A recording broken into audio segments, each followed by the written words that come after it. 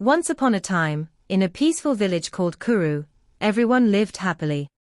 The village was surrounded by tall, lush trees, and the people followed some special traditions. One of the most important rules was that all girls had to remain pure, that is, they had to stay virgins until marriage. This rule was deeply respected by the people of Kuru, and they made sure it was strictly followed. The parents in Kuru took great pride in this tradition. They believed their daughters were pure and held on to that belief with devotion. Often, they would boast among themselves, saying things like, "My daughter is pure, just like all the girls in our village." It was a matter of honor and proof of good upbringing and respect for their customs. However, one day, something unexpected happened. A terrible misfortune struck the village. To lift this curse, it was revealed that only a true virgin could break it. There was also a promise: the maiden who passed the test and helped with the sacrifice would marry the prince, and her parents would be rewarded with riches and gifts. Excited by the idea of their daughters becoming royalty, every parent eagerly brought their daughters to the palace. They were confident their girls were virgins and hopeful to win the prize and restore peace to Kuru. As the crowd gathered, a man named Abaj stepped forward with a large pot in his hands. He addressed the people, saying, "Inside this pot is a sacred necklace, blessed by the gods. Only a true virgin maiden can pull it out. This is the test given to us." One by one, the girls nervously dipped their hands into the pot, while their parents watched proudly. But each girl came up empty-handed. Tension rose with every failed attempt, first the villagers, then even the chief's daughters, known for their grace and beauty, failed the test. The youngest daughter, her hands trembling, also pulled nothing from the pot. The villagers were stunned. Whispers filled the air. Not even the chief's daughters. The elders exchanged anxious looks. They had always believed their girls were pure, and that their traditions had been upheld. But now, something seemed terribly wrong. The news of the failed test spread quickly, shocking everyone. The girls began crying out, "It's not our fault, it's Isami." Suddenly, attention turned to a newcomer, Isami, a stranger from the city. "She came here and changed everything," an old woman muttered. "Isami brought city ways into our village," said another. "She made our girls forget who they were." And so, the story truly begins. A long time ago, a girl named Isami came to visit her aunt in Kuru. Isami was from a big city, and she was very beautiful. She wore bright and revealing clothes that caught everyone's attention. She walked through the village with confidence, like a queen, and people, especially the men, noticed. The village girls admired her. "I want to dress like Isami," one said. "She's so confident and pretty," said another. Though they didn't know much about her, they were fascinated. Her bold style and presence made them wonder what it would be like to get the same attention. But Isami had a secret, one that would change the village forever. The men who admired her weren't just complimenting her. They were giving her gifts and money. But not just because she was beautiful. Isami was meeting with these men in secret. In exchange for their gifts, she spent time with them in ways that the village would disapprove of. One day, the chief's daughter, Ashabai, grew curious. She noticed Isami always had new things and money, so she quietly followed her, and saw her meeting a man in a hidden spot. Afterward, Isami walked away with a small bag of money. Ashabai was shocked. So that's her secret, she thought. She gets gifts from men for spending time with them. Ashabai had always followed the village rules, but now she was curious. She wanted to feel special too. The next day, she approached a young merchant who had shown interest in her. Like Isami, she agreed to meet him in secret. The merchant gave her gifts and money, and Ashabai felt special. "This is so easy," she thought. "I can get nice things too." Ashabai couldn't keep it to herself. She told her friends about Isami's secret, explaining how simple it was to get gifts. All you have to do is spend time with them, she said. Her friends were shocked, but soon became curious. More girls began copying Isami. They wore makeup and dressed in ways that attracted attention. They wanted to feel special and receive gifts too. If Isami and Ashabai can do it, why can't we? They whispered. Isami saw what was happening and saw a chance to benefit. She began arranging meetings between the girls and the men, taking a portion of the gifts and money in return. I'll set everything up, she told them. All you have to do is be nice to the men. The girls trusted her. They enjoyed the attention, the gifts, and the new things they could now afford. But in their excitement, they forgot the values they had grown up with, the importance of purity and self-respect. What started as a secret became a trend. More girls joined in, hiding it from their parents and elders. They thought it was harmless fun, but they didn't realize how deeply it was changing the village. As time passed, meeting men became more common than just a way to get gifts. The girls craved the attention, it made them feel admired and important. Meanwhile, the village elders remained unaware. They carried on, believing their traditions were being honored, unaware that everything had already begun to unravel. The elders often spoke about the importance of purity and respect, believing the girls were listening and following their teachings. What they didn't know was that the strong tradition of keeping girls pure until marriage was slowly being broken. The girls hid their secrets well. They acted normally around their families, attending village gatherings, helping with chores, and showing no signs of change. But behind closed doors, they were living a life that went against everything the village stood for. What was once taboo, meeting with men in secret, had now become normal among the village girls. They no longer felt shame or guilt for their actions. Instead, they saw it as a new way of life, one that gave them attention and freedom. They had drifted far from the values they were raised with. And the village's once strong traditions were quietly crumbling, unnoticed by the elders and their parents. Then, one day, something terrible happened. The plants in Kuru began to wither. Their leaves turned brown and brittle. The animals, once lively and healthy, grew sick and started to die. Worst of all, the people themselves began to suffer, falling ill with strange symptoms no one had ever seen. It was a dark and frightening time. The villagers were scared and confused. They couldn't understand why this misfortune had fallen upon them. After all, they believed they had always honored their traditions and respected the gods, or so they thought. Desperate for answers, the villagers went to see the oracle, Agbarji, a man known for his wisdom and deep connection to the spirit world. They gathered at his home, their faces lined with fear and worry. The elders spoke first, explaining everything and asking Agbarji what they needed to do to stop the curse. Agbarji closed his eyes in deep thought. For a long time, he remained silent.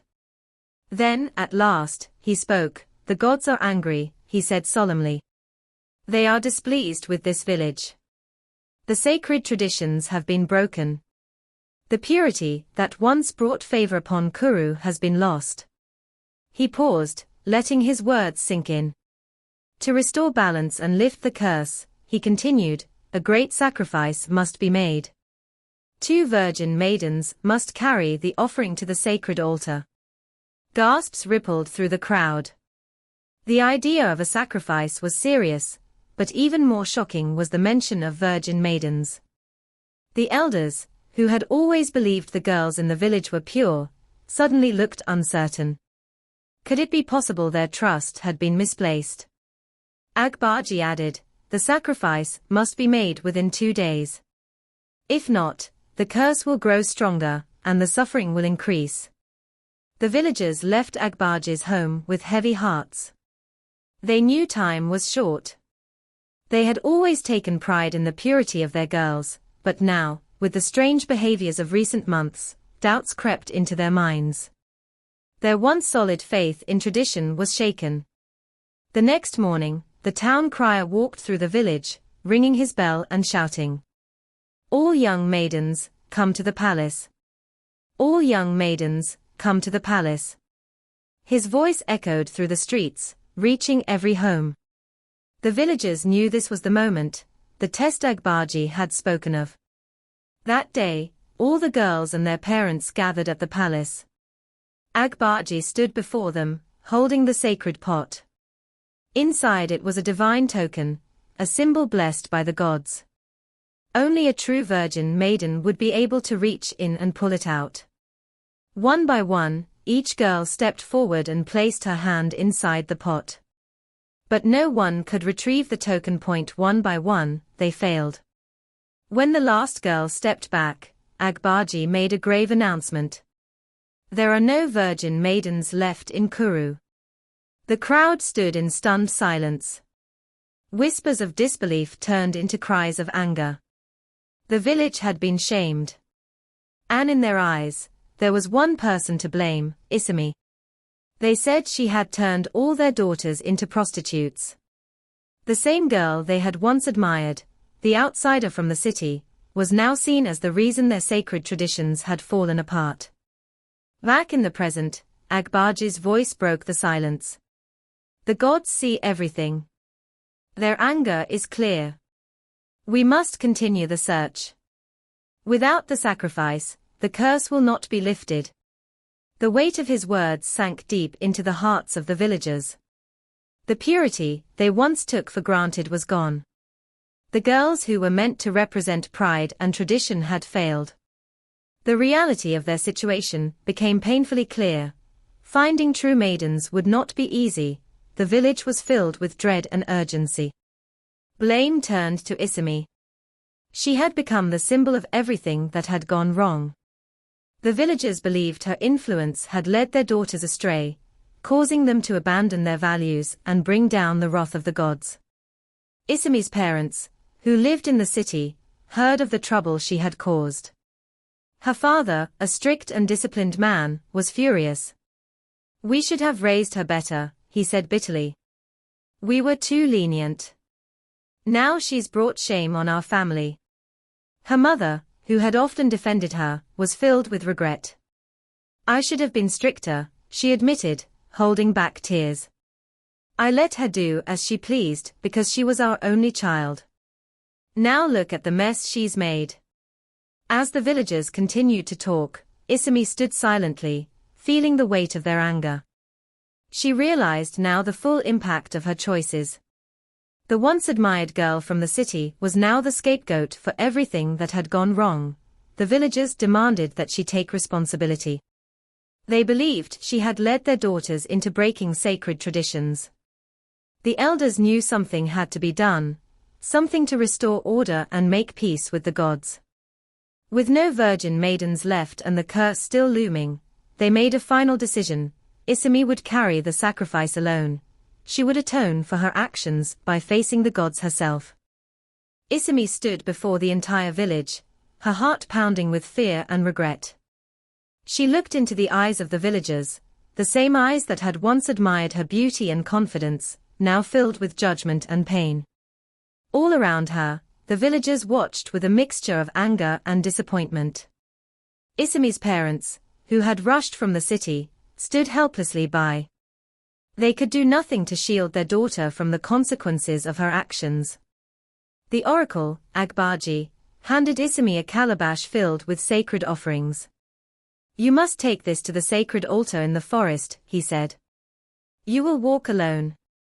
This is your burden to bear." With the heavy calabash balanced on her head, Isami began her journey. She walked through the village streets under the cold stares and whispered judgments of the people she had once impressed. As she entered the dense forest, she felt completely alone. The trees closed in, the path grew rougher, and the weight on her head was matched by the heaviness in her heart. For 2 days she walked without rest. Her feet ached, and her spirit felt crushed. Along the way, Isami reflected on everything that had happened. She remembered the thrill of the attention, the admiration from the village girls who wanted to be like her. But now she saw how shallow that admiration had been, and how destructive it had become. Tears ran down her face as she trudged forward, each step a reminder of the pain she had caused. She saw now that her actions had not only harmed herself, but had brought suffering to the entire village. She finally understood the weight of consequences. At last, exhausted and broken, Isami reached the sacred altar deep in the forest. She placed the calabash on it and fell to her knees, weeping. She cried out to the gods for forgiveness. She begged them to lift the curse, to bring peace back to Kuru. In that moment, Isami felt the full burden of her mistakes. But she also felt something else, a sense of clarity, a quiet acceptance. She knew she couldn't undo the past, but she could face what came next with courage. Even if it meant being cut off from her family, from the life she once knew. Isami's journey was not just through the forest, it was a path of realization, of repentance. She hoped the village could heal from the wounds she had helped cause. When she returned to Kuru, the air felt different. The villagers stood watching her, some with relief, others with lingering bitterness. But something had changed. The plants were beginning to bloom again, and the sick animals stirred to life. The curse had been lifted. The elders gathered the village, and Agbaji stepped forward. The gods have accepted the sacrifice, he announced. The curse is broken. But Isami must still face the consequences of her actions. He paused before delivering the judgment. She will not be allowed to leave the village for 12 years. During this time, she alone will be responsible for carrying all sacrifices to the gods. There were murmurs of agreement. The curse had ended, but trust had not returned. As part of her punishment, Isami was given a small hut near the shrine, far from the heart of the village. She lived alone. People avoided her. She was now an outcast. Each day, she performed her duties, offering sacrifices, cleaning the shrine, and maintaining the sacred grounds.